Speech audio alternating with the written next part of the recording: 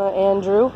Hey, how you doing today? And Sparks. This is Sparky, one of the original gangsters here.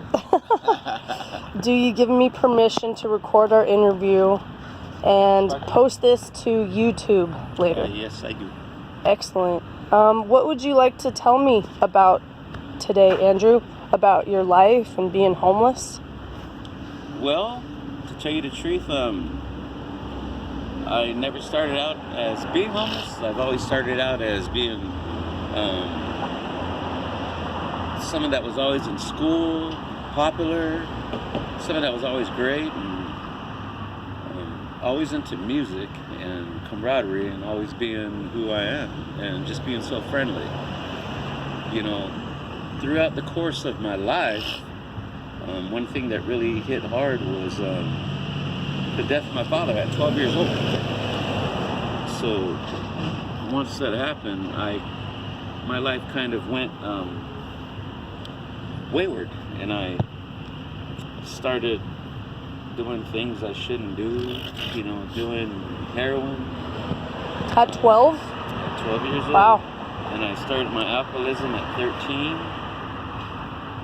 And then I also did, I started on something they call crank. And I started snorting that. Then I graduated to cocaine. And I started smoking crack after that. And then the strange thing about it is marijuana never actually got me. I was never a marijuana addict. I didn't like it. It just wasn't me. Good. And then, so now,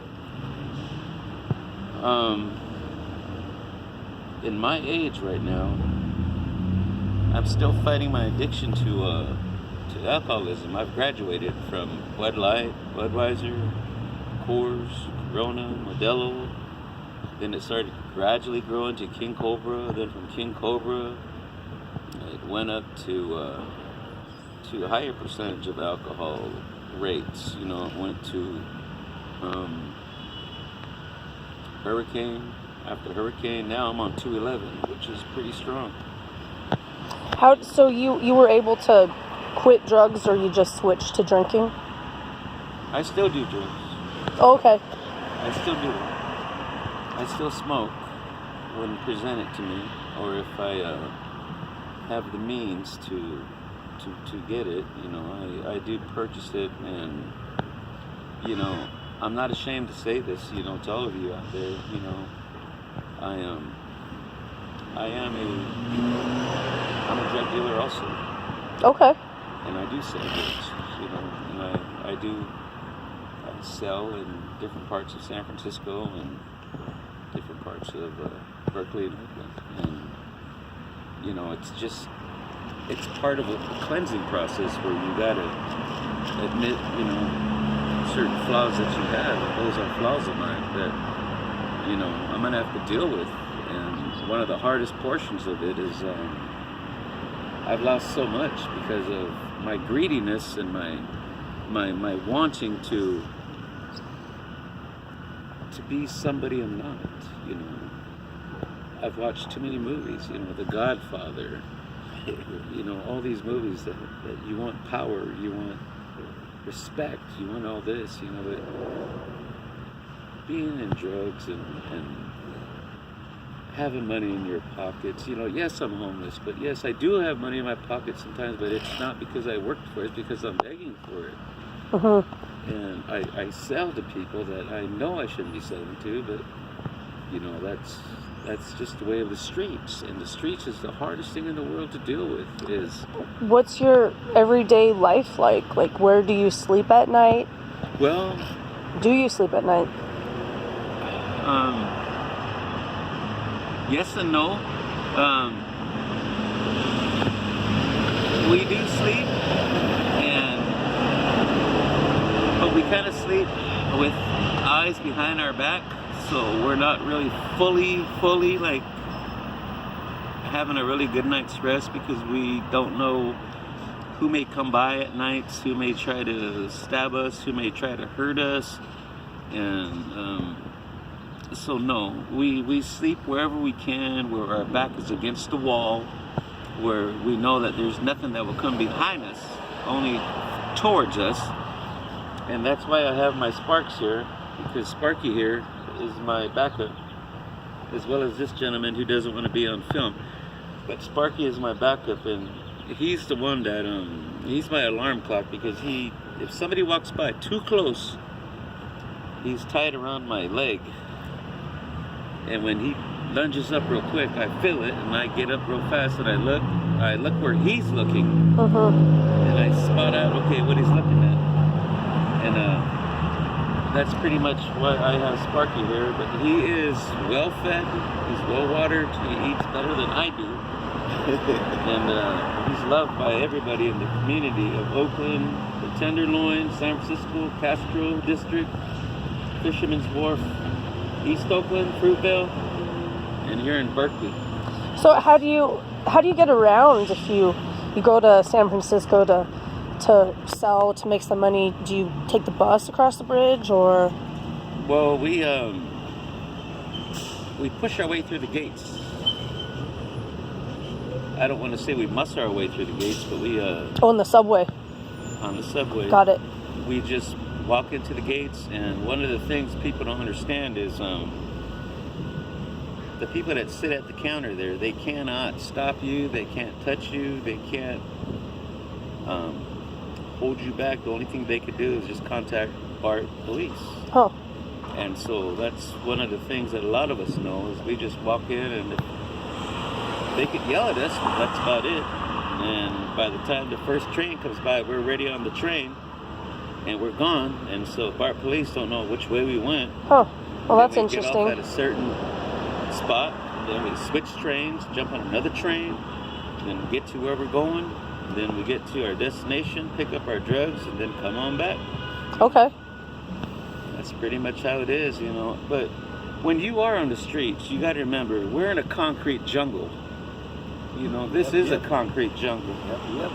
And if you think of Tarzan and all of them, he was in a forest, you know, of trees and jungles, and he fought against lions, panthers, tigers, all that, you know. No offense, Black Panthers, I love you. But that's what we do on a daily basis here in the city. You know, we're in the melting pot of America, which has every single race, religion, culture, tribe, sexism. This is the melting pot. This is where everything is all stirred up, the Bay Area. And we are in a concrete jungle, and we fight every day for our lives. You know, just yesterday, we started out with what? 10 cents? We wound up with $80, you know, within what, 2 hours? Yeah. Wow. And some of that went for food, some went for our beer. My partner here, his went for dope. Mine went for food because I was hungry. What is it like for you to have people walk by and to ask, you know, for $1? Do you have $1 and people just ignore you, or are people rude to you? Do they, you know, say fuck off or anything like that, or? Well, it's degrading, you know. I mean, because I remember when I used to have a good job, when I was a father, when I was a husband. When I say was, I mean because I'm not no more, because I don't feel like that anymore, because I brought myself down so low. But when I ask people, I don't ask them for $. I'll ask, could you spare 50 cents? On the context of thinking that they'll give me more than 50 cents. I don't have 2 quarters, I'll give you $1 or 2 or 3. It's more or less of a mind game is what it is. You know, a mind game where you want to ask for something little, but yet they'll feel that they feel a little guilty for not giving you 50 cents, so they'll give you $1 or 2. And another one that we always use, you know, and I hope the homeless community forgives me for like letting our secrets out, but I'm going to go ahead and say it. One of the great tricks that we always use, or I use not the homeless community, but one of the tricks I use is when I see a husband and a wife, or either a boyfriend and a girlfriend walking by, I will ask the husband in front of his whoever he's with, can you help me out with 50 cents or $1? And then she would look at him like, are you that cheap? And so he would just have nothing else to say except, yeah. And he would have to dig into his pocket and here's 20. Okay, that sounds like a pretty good one. And that's pretty much one of the things I use, is because that is the truth. You know, when I had money, when I used to work, I used to own a company in Arizona. When I used to do that, people used to ask me all the time. You know, they would be like, can you help me out? And I'd be walking with my wife, and she would look at me like, you're not going to help him out? We got money? You're not going to help? You say you got no money? I'm like, shut up. And so I dig in my wallet, and here you go. And I walk away. Oh, well, that's interesting. That's one of the little tricks of the trade that I've learned. Your since survival being tricks. homeless. Sure. And that's one of the things. And the other one is, the one I like the most is just lay down there on the sidewalk and have a little tiny sign and it just says, I'm cold, need some food, money helps. And then they'll come by and drop maybe a 5 or 10, then you go to sleep, and then you wake up, there's like $60, $70 right behind you. They throw it behind your back. Oh, and nobody's stolen it. No, because you're against the wall. Oh. So they put it behind your back. Wow, okay. And when you get up, there's a bunch of cash there. Well, that's cool. Do you have a message for anybody who's watching this who I do. doesn't know about homeless life and what people go through?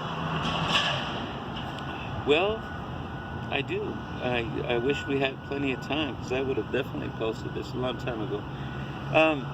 You know, I want y'all to just understand one thing. You know, life is very precious, and it could turn on a dime. One of the greatest things about life is responsibility, credibility, and love for yourself, humankind, and of course God.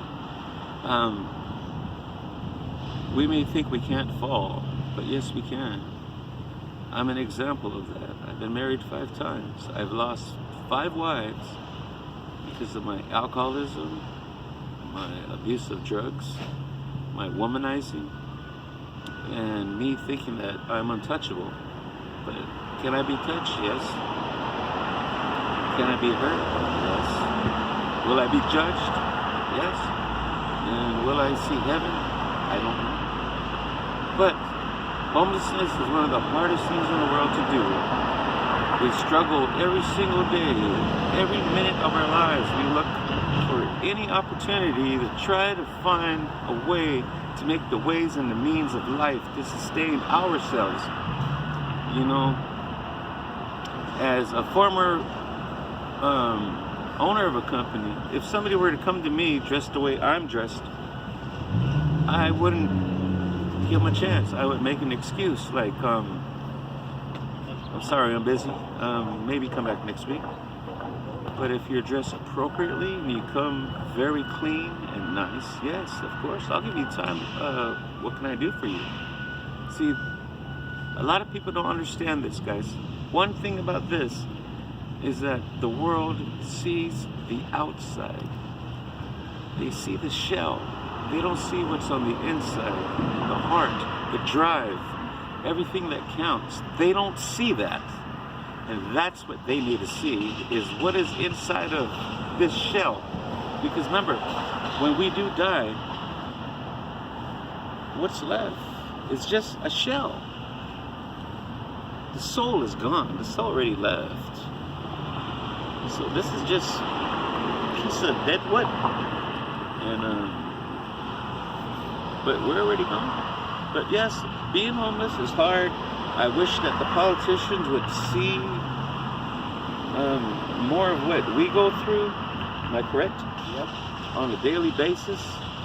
I wish that one politician would just come out with us and spend at least 2 days with us and see how it feels.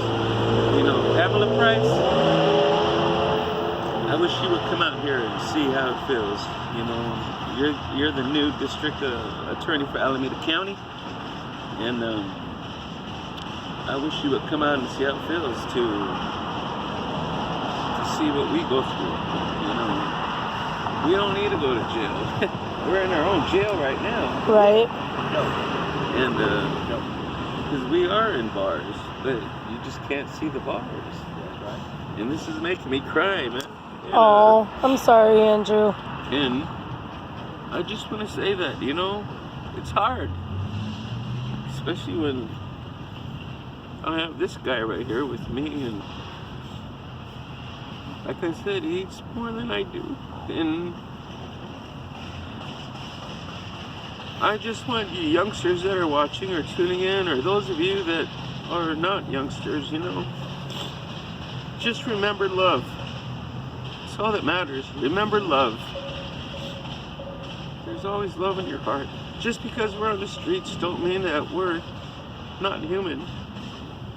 We do have feelings, and we do hurt. And it does hurt when you tell us get a job.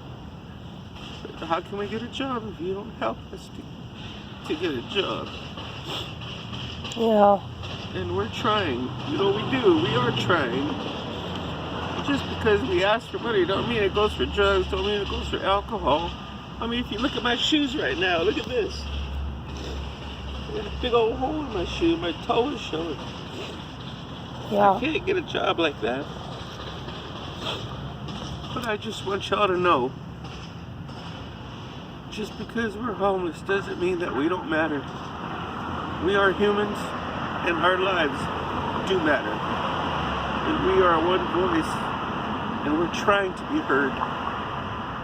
So, this is Andrew King, and I just want to say I love y'all, and thank you. This is Sparky. Thanks, Andrew. Thanks, Sparky. I really appreciate it.